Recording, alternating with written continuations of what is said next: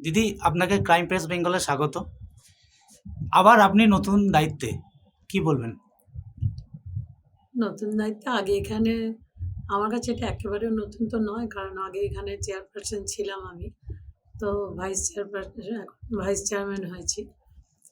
তো খুবই ভালো লাগছে আমার একটা জিনিস ভেবে, যে আমি অনেক অসম্পূর্ণ কাজ মানে ফেলে রেখে গিয়েছিলাম যেগুলো, সেগুলোকে তো আমি অলরেডি এসে আমরা করতে পারবো একসঙ্গে যৌথভাবে আলোচনা করে। একটু বিডিয়ে ছুঁয়ে থাকতে পারলাম, এতে অন্তত মানুষের কাজ করার আর একটা সুযোগ দিলেন আমাকে মাননীয় মুখ্যমন্ত্রী মমতা বন্দ্যোপাধ্যায়। ওনাকে আমি প্রণাম জানাই, অভিষেক বন্দ্যোপাধ্যায়কেও প্রণাম জানাই।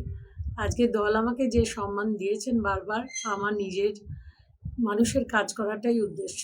কাজে সেই কাজটা আমি যে করতে পারবো, আমি যে এই যে 4 মাস আজকে বিডিএ যেভাবে বন্ধ ছিল, সব কাজ থমকে গেছিল, তাতে আমাদের 1 নম্বর 2 নম্বর এবং শহরের প্রচুর কাজ আমরা টেন্ডার পর্যন্ত করেছিলাম, সেগুলো হয়নি। সেগুলো এসে করতে পারবো এবং আমরা আরও যে অ্যাপ্লিকেশন পেয়েছিলাম প্রায়োরিটি লিস্টে ফেলে, যেগুলো প্রয়োজন আমরা এই বর্ষার আগে সেগুলো কমপ্লিট করতে চেয়েছিলাম, সেই সুযোগটা ছিল না। পুনরায় আবার সেই সুযোগ পেলাম এবং আমরা যাকে চেয়ারম্যান হিসেবে পেয়েছি তিনি আমার খুব পরিচিত, খুব ফ্যামিলি মানে পারিবারিক সম্পর্ক। সেখানে আমাদের কোনো অসুবিধাই হবে না। 2 ভাইস চেয়ারম্যান, চেয়ারম্যান সবাই মিলে আমরা একসাথে আলোচনা করে কাজ আমরা করতে পারবো। যে উন্নয়নের একটা সুযোগ পেয়েছি এবং প্রত্যেকে আমরা একই মানসিকতার মানুষ। কাজেই আমাদের ভেদাভেদ কোনোদিন হবে না এবং সেখানে আমরা একসঙ্গে আলোচনার মাধ্যমে সব কাজ এগিয়ে নিয়ে যেতে পারবো। এই সুযোগটা পাওয়াটা একটা, আমি মনে করি আমার কাছে পুনরায় সৌভাগ্য। ঘাত প্রতিঘাত পেরিয়ে আজ আপনি ভাইস চেয়ারম্যান। কাজের অগ্রগতির ক্ষেত্রে বা আপনার বিশেষ কোনো সরকারি প্রকল্পের প্রতি কি এই মুহূর্তে আপনার মধ্যে পরিলক্ষিত হচ্ছে সেই বিষয়টা? না, আমরা বেশ কিছু দৃষ্টান্তমূলক কাজ করতে চেয়েছিলাম, সেই কাজগুলো করেও ছিলাম। টেন্ডার ম্যাচ করার জন্য কিন্তু আমরা কাজগুলো কমপ্লিট করে উঠতে পারিনি এবং সেই বিল্ডিংগুলো হয়ে পড়ে রয়েছে।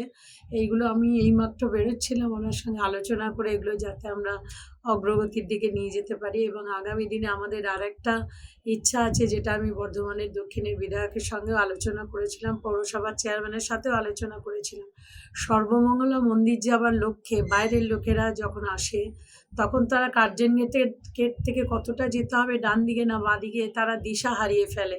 সেক্ষেত্রে তেলমারি মোড় থেকে যদি আমরা একটা গেট করে দিতে পারি, সে 3টে গেট আমরা পরপর করার ইচ্ছা ছিল।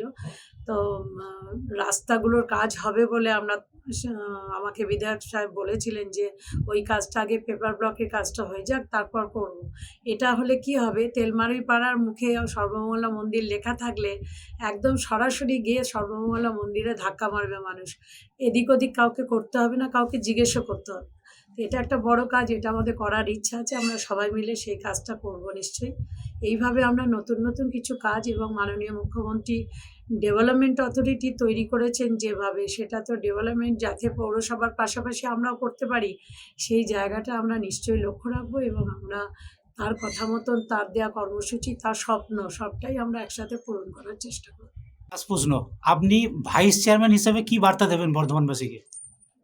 ভাইস চেয়ারম্যান হিসেবে একটা কথাই বলবো, একই মানসিকতার একই মানুষ আছি। কাজেই আমরা ভাইস চেয়ারম্যানের পোস্টটা দেওয়াতেও আমি ধন্য যে আমি বিডিএ স্পর্শ করে থাকতে পারছি। সেখানে আমরা আলোচনার মাধ্যমে মানুষের উন্নয়ন, এলাকার উন্নয়ন সবই আমরা করতে পারবো এবং অনেক স্বপ্ন যেগুলো আমি পূরণ করে যেতে পারিনি, 4 মাস থমকে গেছে, সেই স্বপ্নগুলো আমরা আলোচনা করে, আমরা নতুন কিছু ভাবনা চিন্তা প্ল্যান করে আমরা 3 জনে নিশ্চয়ই কাজগুলো এগিয়ে নিয়ে যেতে পারবো, এই বিশ্বাস আমার আছে। মানসিকতায় মেলে, পারিবারিক সম্পর্ক বাবার আমল থেকেই আছে। তো সেক্ষেত্রে আমার মনে হয় না কোনো দিকে কোনো ব্যাঘাত ঘটবে, কারণ আমরা আগেও বললাম যে আমরা একই মানসিকতার, কাজই সেই জন্য আমরা একসাথে আলোচনা করে সব কাজ আমরা নিশ্চয়ই উতরে যাব। এই সুযোগটা আমার চেয়ারম্যানের পদে রইলাম কি ভাইস চেয়ারম্যান রইলাম, এটা আমার কাছে কোনো ম্যাটার করে না। কাজ করার সুযোগ পেলাম, এটাই বড় কথা। সম্প্রতি শোনা যায় আপনার শারীরিক অসুস্থতার কারণ, সেই শারীরিক অসুস্থতা নিয়েও আপনি এই কাজ করতে কতটা আগ্রহী বা আপনার শরীর কতটা পারমিট করছে? আমার 12 সালে ক্যান্সার হয়েছিল। 13 সালে যখন মুখ্যমন্ত্রী, আমি অপারেশন করে যেদিন বর্ধমানে পা রেখেছিলাম, পরের দিন মুখ্যমন্ত্রী এসেছিলেন। মনের জোরে আমি কিন্তু পরের দিন সেই মিটিংয়ে জয়েন করেছি। তারপর থেকে আমি কিন্তু একদিনও থেমে থাকিনি। আর অসুস্থতা কেউ কারো সুবিধার্থে প্রচার করছে। সব মানুষ আছে, যেমন এই বৃষ্টির সময় আজকে কাগজেও দেখলাম যে এই যে দীর্ঘদিন বৃষ্টি পড়ছে, অনেক মানুষের নিউমোনিয়া টাইপের হচ্ছে এবং তার সঙ্গে প্রচুর জ্বর, 8 দিন 10 দিন ছাড়ছে না। মানুষের শরীর থাকলে তার শরীর খারাপ হয়, কিন্তু এটা এই ধরনের যে অসুস্থ বলে আমি পার্টির কাজ করতে পারছি না। আপনি আমার ব্লকের ছেলে, আপনারা দেখেছেন কোনো কাজে আমি কোনো দিন অ্যাবসেন্ট থেকেছি কিনা এবং থেমে থেকেছি কিনা। অসুস্থ হয়তো কোনো কারণে হয়েছি, কিন্তু সেইটা সঙ্গে সঙ্গে আমি পার্টির কাজে যখন মেতে গেছি, আমি কিন্তু মনের জোরে নেমে গেছি, সেখানে আমার মনেও থাকে না। আর আমি অসুস্থতার কারণে বিছানায় পড়ে নেই। কিছু মানুষ তাদের সুবিধার্থে এই কথাগুলো রটিয়ে আমাকে আমার চেয়ার থেকে সরানোর একটা প্রক্রিয়া চালাচ্ছে। তো আমি দল যখন যেভাবে ভেবেছেন, যেভাবে সম্মান দিয়েছেন, এখনও দলই ভাববেন।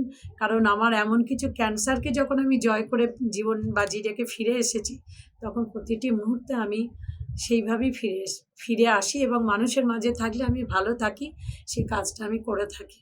এখন ক্যান্সারের কোনো চিহ্ন নেই, চিকিৎসা আমাকে করাতে হয় না, সব কিছু আমার ওকে। কিন্তু কিছু মানুষ তাদের সুবিধার্থেই অপপ্রচার চালিয়ে যাচ্ছে, এটা নিয়ে আমার কোনো মাথা ব্যথা নেই।